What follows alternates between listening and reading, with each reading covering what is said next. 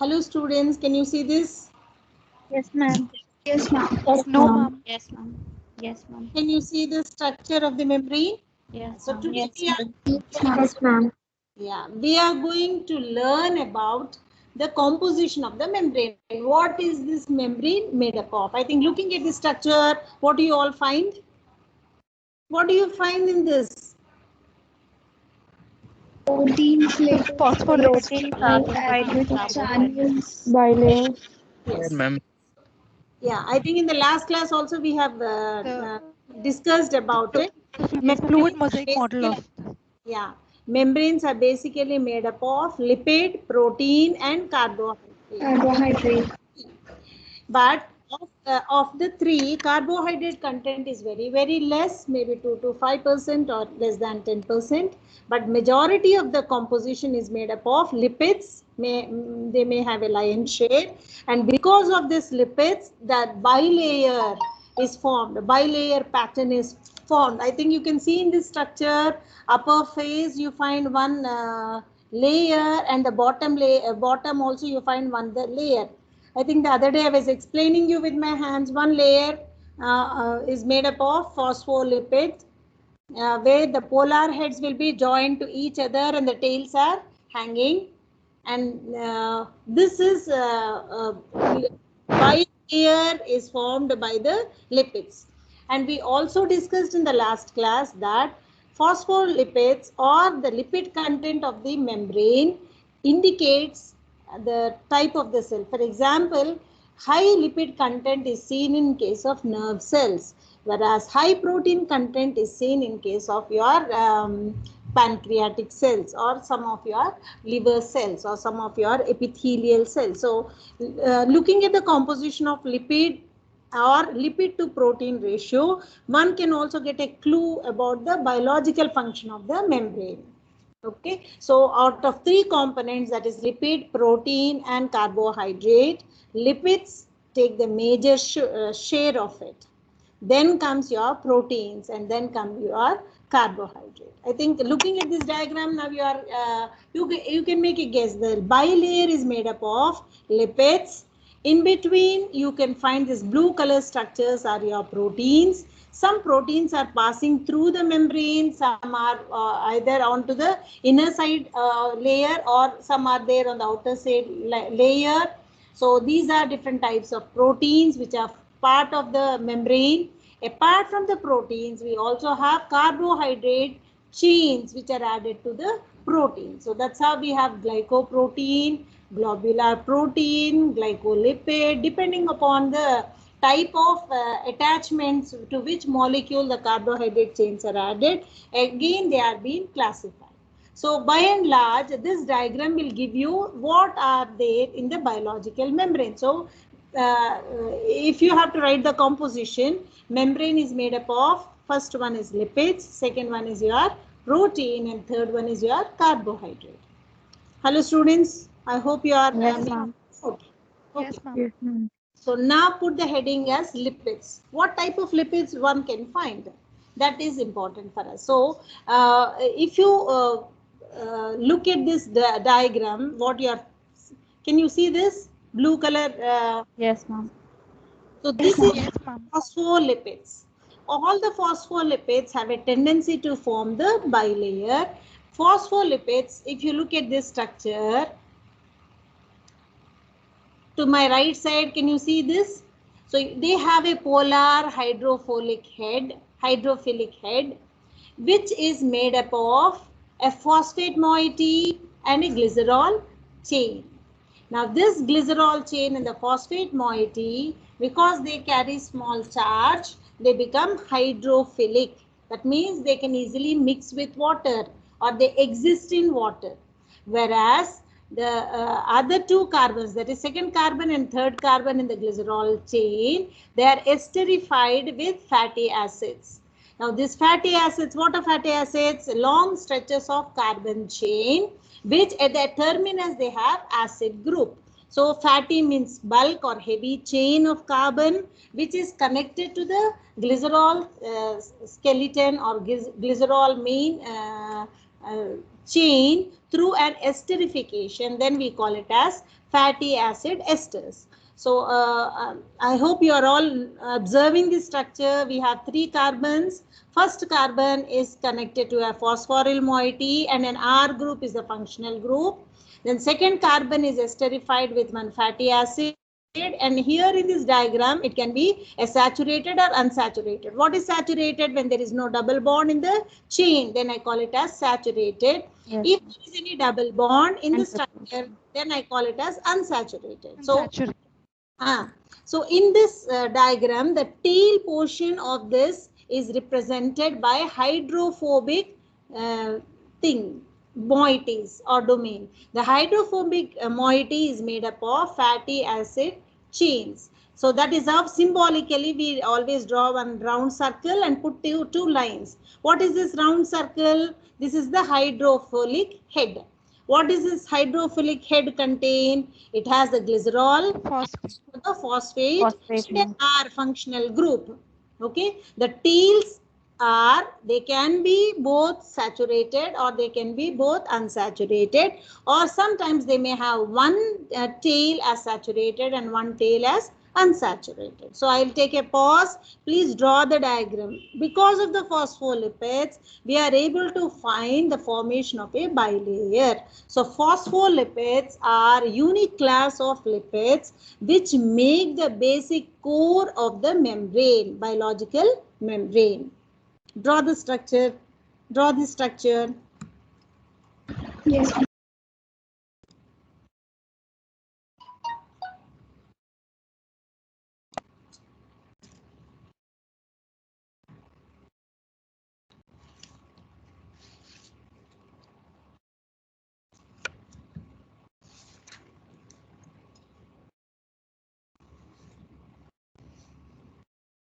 So among lipids, we are learning the first subclass is the phospholipids, which make the core of the biological membrane. That is first one.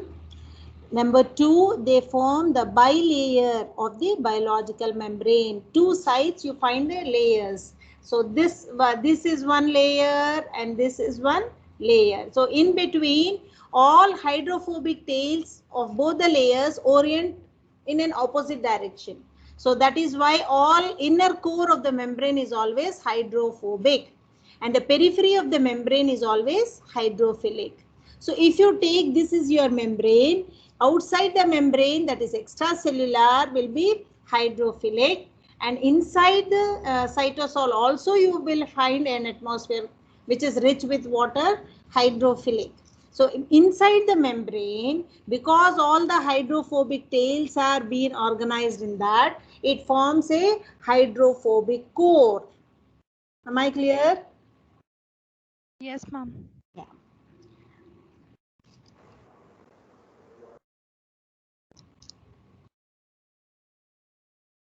So phosphoglyceride, phospholipids are also known by other name called phosphoglyceride. Why are we calling? Because we have a 3-carbon glycerol attached with a phosphor moiety. These are also called as a common name as phosphoglycerides. Instead of phosphoglycerides, popularly we refer them as phospholipids, because this is a common term. There are different types of chains which can be added to the second and the third carbon. That is the reason very often they are also referred as phospholipids. So sometimes they can be mono, they may have one tail, that is one fatty acid chain, or di, that is 2 acyl side chains will be there. So phosphoglycerides can be monoglycerides or diacyl glycerides. Monoacyl glycerides means one tail. Diacyl glycerides means you find 2 fatty acid chains of tails. Right? Okay. One second, I'll just show one of my, yeah. I think in the last class I've shown you here, if they have one tail, they have a tendency to form this, what is called as missils. But if they have 2 side chains, then only you will have the tendency to form this bilayers. Am I clear? If phospholipids having single acyl side chain, they give rise to what is called as micelles. But if they have two acyl side chains, then they have a tendency to form bilayers. So most of the phospholipids which are participating in constructing the biological membrane are often diacyl glycerides, diacyl phosphoglycerides. What is the meaning of diacyl now? Can anyone say? What is diacyl? Two glyceride molecules. Two acyl Acyl glyceride molecules. Yes. So that is why I am calling this is phosphodiacyl glyceride. That is a scientific name. Phosphodiacyl glyceride. That is a scientific name, but instead of writing that such big name, I am simply calling them as phospholipid. Am I clear, students? Yes, ma'am. Yes, ma'am. Ma'am, could you repeat the point on what do diacyl glyceride chains form? Like single acyl chain? Single acyl, often they form micelles, and diacyl, they have a high tendency to form the bilayers.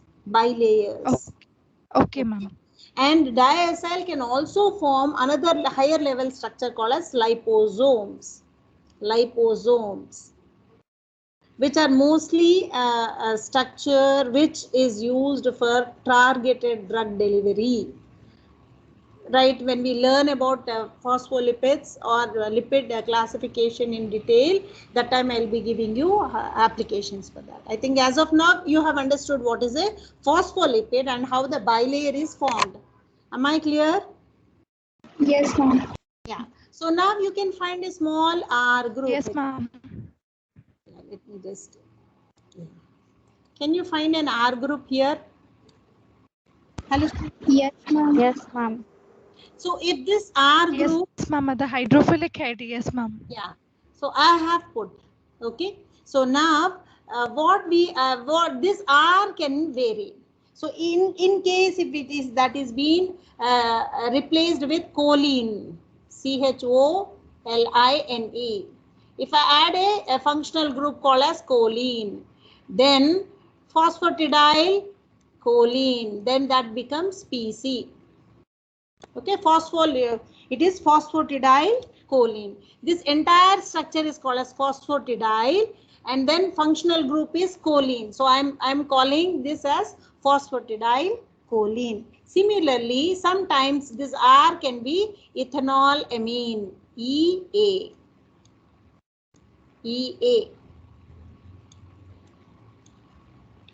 So if I have ethanol amine added to this phosphatidyl, this entire structure, if R is ethanol amine, in such cases I call it as phosphatidyl ethanol amine, PE. Abbreviation is PE. In this case, I think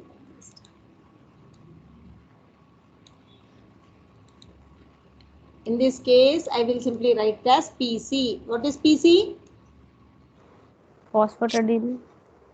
Phosphatidyl choline. Phosphatidyl choline. If it is replaced, if R functional group is replaced by another ethanol amine. Yeah. Or for example, if I had an amino acid called serine. Containing amino acid, right? SER, serine. Then I call it as PS, phosphatidyl serine. Yes, ma'am. So what do you understand by this? If I have inositol, another carbohydrate, inositol, then I call it as PI. So what does this table indicates, or what is that we are learning now? As the functional group change, the name of this phospholipid is changing. And because the functional group, it can be an choline, it can be an amino acid, it can be an carbohydrate moiety, it can be an ethanol amine. So the biological function of this phospholipids will be changing. Am I clear? Right? Yes. Because of the presence of different types of functional group, they may have some charge. That is why they are mostly mildly charged, but majority of the functional groups, they may have a neutral. For example, phosphatidyl inositol or phosphatidylcholine, they may not carry any charge, right? So based on the type of functional groups, whatever is present, you can find the phospholipids may be having slight charges, but majority, 90%, they are neutral lipids. Okay? Am I clear? So they are having Yes, ma'am. as amphipathic character. What do we mean by this? Amphipathic character. Hydrophilic and hydrophobic. They can be hydrophilic and hydrophobic. Correct. So within their structure, you can find head acting as hydrophilic and the tails acting as hydrophobic. Because they have both hydrophilic and hydrophobic, I am calling them as amphipathic. Okay, or they have amphipathic character. Is this clear? Yes, ma'am. You are making a note. Yes. So why this structure is important? If phospholipids, now look, outside the cell you have all aqueous environment, and because of this hydrophilic, they don't have any tendency to easily get associated. They don't get easily repelled, right? So they can easily exist in water also. And inside the cytosol, you have 90% cellular contents, aqueous environment is there. So they can maintain happily with that. But inside it is highly hydrophobic. They cannot, even a water drop cannot enter inside the membrane. And because of this hydrophobic main core, the selective permeability is coming into picture. Okay, all molecules can't easily pass through, right? If any molecule should pass through, it should pass through this thick hydrophobic core. Can you see my pointer moving? Yes, ma'am. Yes, ma'am. So this is the thick hydrophobic core of the membrane, which makes the membrane highly selective. Selectively permeability is because of this arrangement. Am I clear? Am I clear? Yes, So the ma'am. biological. Because of the Hello? yes, ma'am. Selective permeability is because of the hydrophobic core. Core.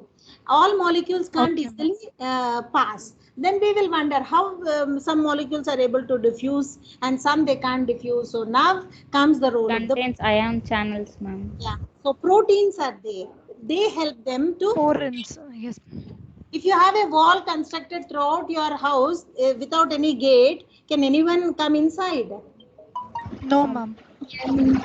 It's difficult, right? But if you have a gate, a passage, then whenever you want to enter, the gate will open and you will walk in. So similarly, some of the molecules which need to enter inside the cell, they have a channel, they have a pore, they have a membrane bound gated channel, we call it as, so through which they diffuse in. So traffic is totally regulated, strictly regulated. All molecules can't simply come inside, or all molecules simply can't go outside. There is a strict regulation or traffic control over the molecules which are passing the membrane. Am I clear? So now we Yes, understood. ma'am. Yes, ma'am. Phospholipids helps us to understand the selective permeability of the membrane. Am I clear? Till here is okay? Yes, ma'am. Yes, ma'am. Yes, ma'am. Among lipids, the second one is your sphingolipids. Can you write this spelling? Sphingolipids. This is the one, sphingolipids.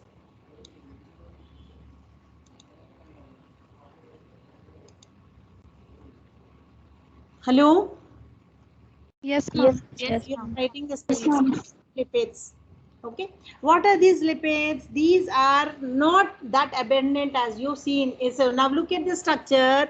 You are finding all these round phospholipids with the tails. But do you find anywhere sphingolipids here? No, ma'am. No, ma'am. Okay, so they are less abundant. You don't find that often, but they are also there. Okay, but they are also there. Okay, now how do they appear? What are they? So this is, I think, now please watch the structure carefully. This is the easiest way to learn. You have a Phospholipids also there, ma'am. Yes. Phospholipids. Yes, phospholipids are there, but sphingolipids are less abundant. Yes, ma'am. They are less abundant, and they have a red color. Can you find this structure? Yes, ma'am. First, Yes, ma'am. this is the glycerol chain, CH2, CH, CH, right? So the first carbon is having one functional group X. Okay, and the second carbon is having NH, amide bond, and this through this nitrogen there is an esterification of a fatty acyl side chain. Can you find this yellow color fatty acid? Yes, ma'am. Yes, ma'am. Fatty acyl side chain is attached to the second carbon through NH group. So this is an amide bond. Am I clear? This is amide bond. Yes, ma'am. And third carbon, it is having, what is this? CH, double bond CH, CH2 taken 12 times, CH3.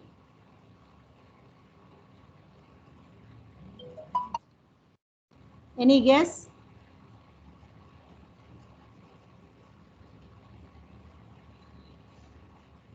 It is a fatty acid side chain only, but it is having a double bond. Can you find a double bond here between Yes, the ma'am. carbon? Unsaturated. Yes, ma'am. So, yeah, Unsaturated fat. saturated. So, first carbon is having a functional group, second carbon is having NH, fatty acid is added, third carbon is having an double bond, and a side chain which is having a CC double bond. Okay, so this is an 18 carbon amino alcohol. Why am I calling it as an amino alcohol? Here I am having Second carbonate content. Hydroxy group, OH group. So now this is the unique feature of sphinganosin. Now what changes here is only this fatty acid chain can be replaced with another chain. Okay, so this X may change and the fatty acid tail may change, but this base which is seen in the red color is always fixed. So that this base structure is called as sphinganosin. Am I clear? Sphinganosin. Sphinganosin means Yes, the first carbon added to phosphate moiety. Here instead of X you are finding choline here. Can you find this choline? Yes, ma'am. Instead of this X I am putting choline here. Okay. And second you are having this amide. The amide linkage through which a fatty acid is added. This one. Okay. And this is your sphinganosin. Okay, so sphingolipids are a characteristic lipids which are different from your phospholipids. Are they different from phospholipids? Yes, ma'am. Yes, ma'am. Yes, ma'am. Because third carbon is having, they don't have an amide bond. They don't have an amide bond, correct? So that's how the sphinganosin base is different from your phospholipids or glycerophospholipids. Can you find this comparison? Is it easy now, students? Yes, ma'am. Yes.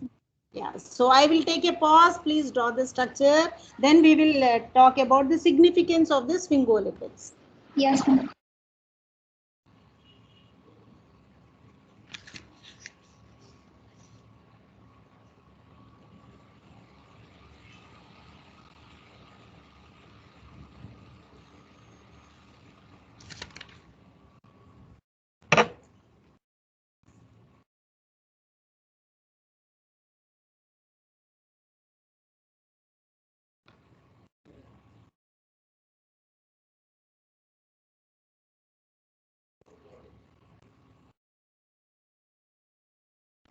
Am I clear?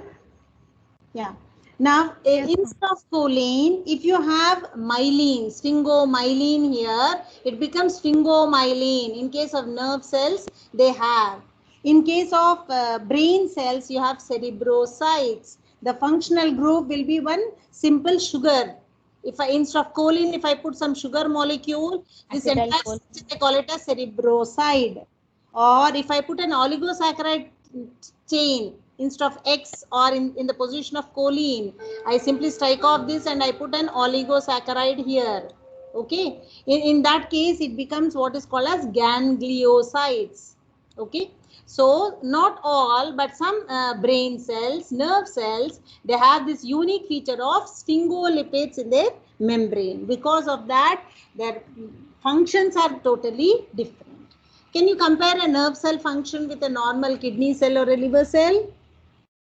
No, ma'am. No, ma'am. Ma'am, Right. here action potential all be Yeah. happening. So the biological function of the cell is totally different because of the composition and the type of sphingolipids which are present in the membranes. Am I clear? So sphingolipids Yes, ma'am.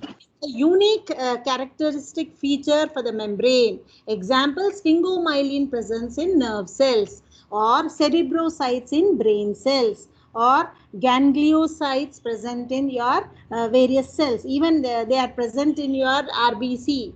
RBC has. Okay. So Ma'am, they, is acetylcholine a neurotransmitter, ma'am? yes.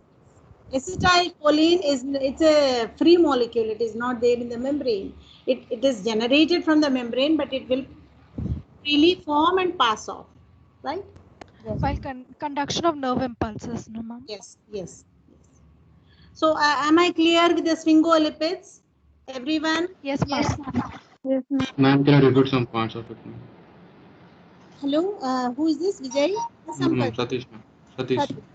Satish, which point you want me to repeat, Satish? Ma'am, this one, gangolin in place of choline, ma'am. Yeah. So normally you have this is the functional X, right? X, if it is X is amino group, I call it as ceramide. If X is, I'll write like this. If X is ceramide, amino group.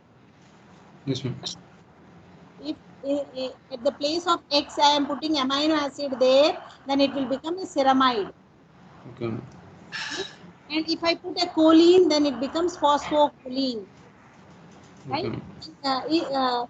Phosphocholine, phosphate plus choline. No, then I call this as myelin sheath. Myelin. Phosphate plus choline. Yeah. Sphingosine, fatty acid, and if this choline is there, I think I have striked it just because.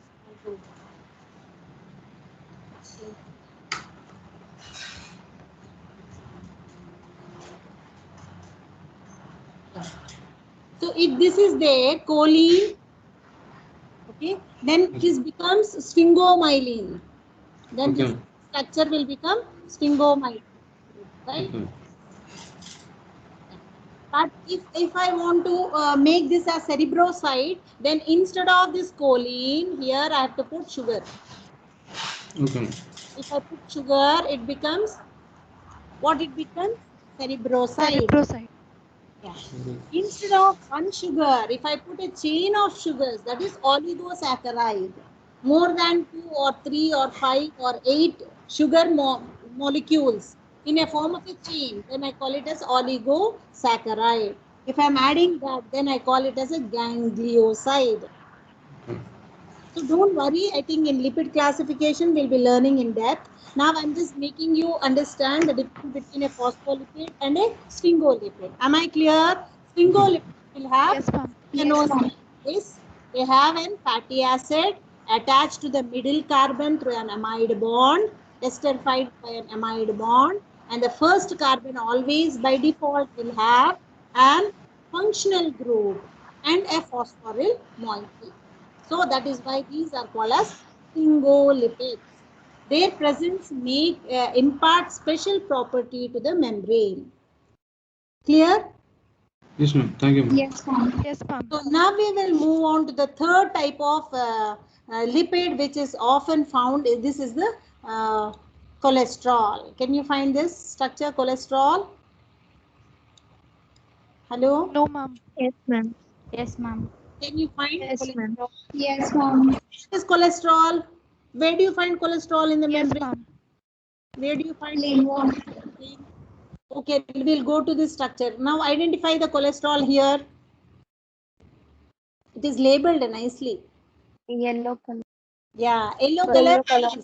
Small benzene ring Left side, yes, ma'am. Yeah. Yes, How many ma'am. rings are finding? 4. Why are they drawing 4 rings for cholesterol? Any guess?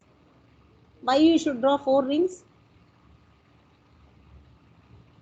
That is the structure. See, your steroid, the cholesterol is also called as it is known to have a steroidal nucleus, which is 1, 2, 3, 4. You have A ring, this is A ring, this is B ring, this is C, and this is D. Okay, so you have, this is how many carbons are there here in the A ring? 6. Is it a 6-membered ring? 1, 2, Yes, Yes, ma'am. ma'am. 6. 6. Yes, ma'am. This is also a 6-membered ring, right? Yes, ma'am. So C ring is also 6-membered. Yes, ma'am. D ring is only 5-membered. 5. So you have 1, 2, 3 6-membered ring and 1 5-membered ring. So all total, how many rings we are having? 4 rings. 4 rings. 4. So that is why in your diagram you are finding 4 rings. Yes? Can you understand these rings? Now, out of these rings, 3 are 6-membered and 1 is 5-membered. 5 member. And Yes. yeah, this is called as steroidal nucleus. But scientifically, if you want to say the name, this is cyclo means cyclic, pentano, that is 5-membered, perhydro, perhydro, you have phenanthrene, fusion of these rings, right? So Yes, ma'am. pentano perhydro phenanthrene ring, that is called as steroidal nucleus. Okay, so cholesterol is supposed to have, I am calling it as an sterol. That means it is having an alcohol group here, isn't it? We are having an OH group here, so it is called as sterol. If I don't have an OH group, it will become sterone, ketone, right? And this is a 20, how many carbons you have? 27 carbon. This is 21, and then you will be having a chain of carbon is attached to this point, that is to the 5-membered ring. So that is how the cholesterol is being identified. Hello students. Yes, ma'am. Yes, Yeah. ma'am. Yes, ma'am. Yeah. So what is the importance of this cholesterol in the membrane? It imparts rigidity. The membrane at times it is tough because of the, can you find here and there, you're not finding like phospholipids throughout, but they are found here and there distantly. Yes, ma'am. Right? So these they impart rigidity. And do you find cholesterol in bacterial membranes? No, ma'am. No, ma'am. Cholesterol? I think ergosterol. No, ergosterol That is is plant. plant. Cytosterol. Cytosterol Cytosterol. and No, ergosterol is mushrooms, fungi. I'm so sorry. No. Yeah. Then what do you find in bacteria? You have what is called as hapnoids. Hapnoids, yes. Which are look-alike molecules like steroids. They also have some such structures. So am I clear what is cholesterol? It is a steroidal molecule which has 4 rings. Out of 4, 3 are 6-membered, 1 is 5-membered.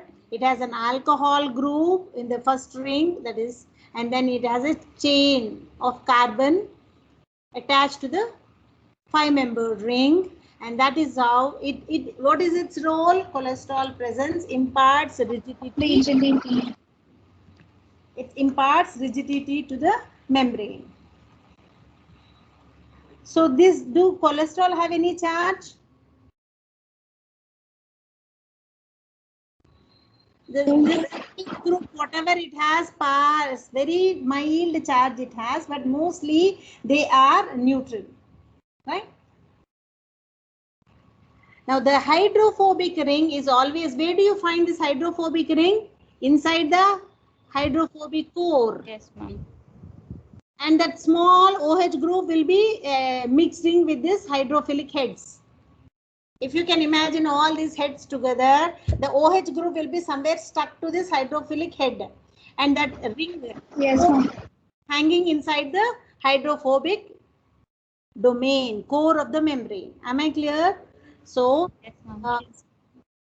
presence of cholesterol will impart strength. Now we will move on to the carbohydrates.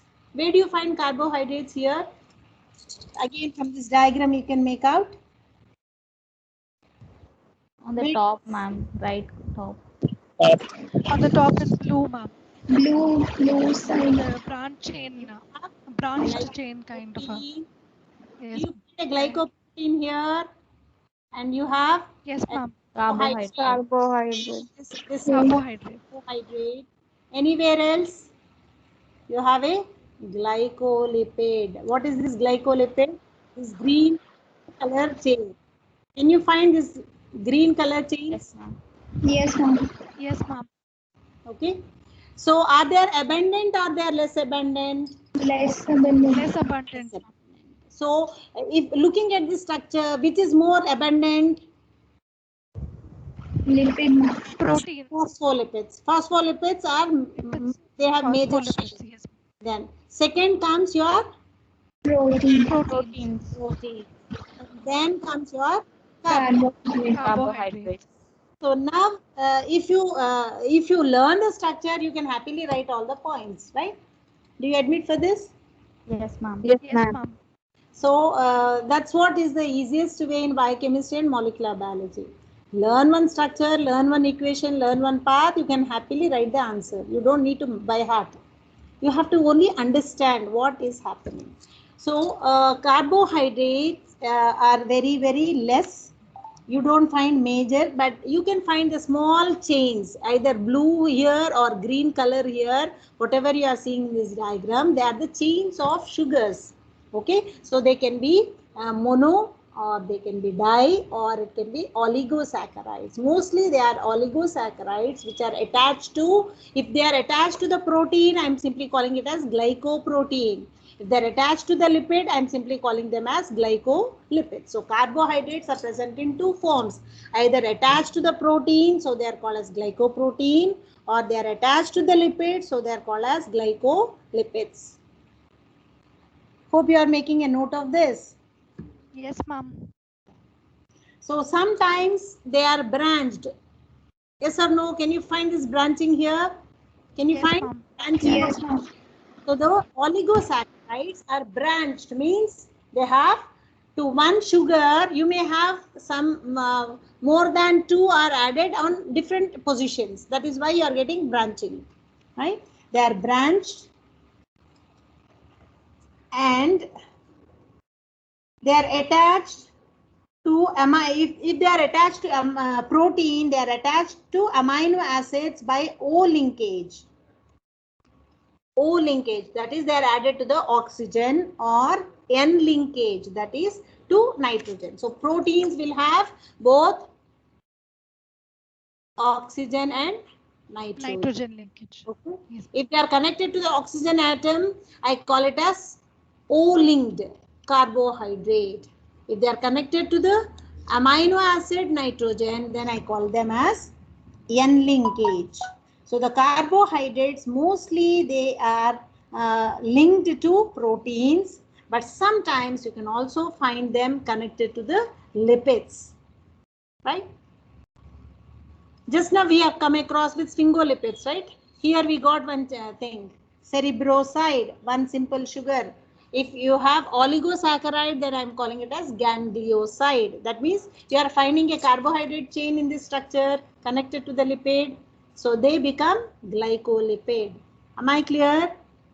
Yes, ma'am. Okay. So, yeah. Now what is the functional role? They play a vital role in mediating interactions of cell with environment. They play a vital role in mediating the interactions of the cell with its environment, and also help in protein targeting, and also help in a concept called protein targeting. That is identification of different types of proteins. Hello students, I think in Ma'am, once Yes, repeat ma'am. again, ma'am. which point, Amma? Which point you want me to repeat? Ma'am, they play an important role in protein targeting.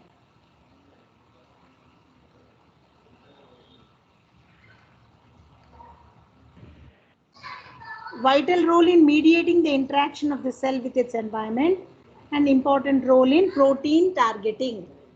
Okay, if you recollect the bacterial membrane structure, it will also have more or less, but it may, instead of cholesterol, you will be having other structures. So most of your antigens are your glycoproteins. Do you admit this? Hello? Yes, ma'am.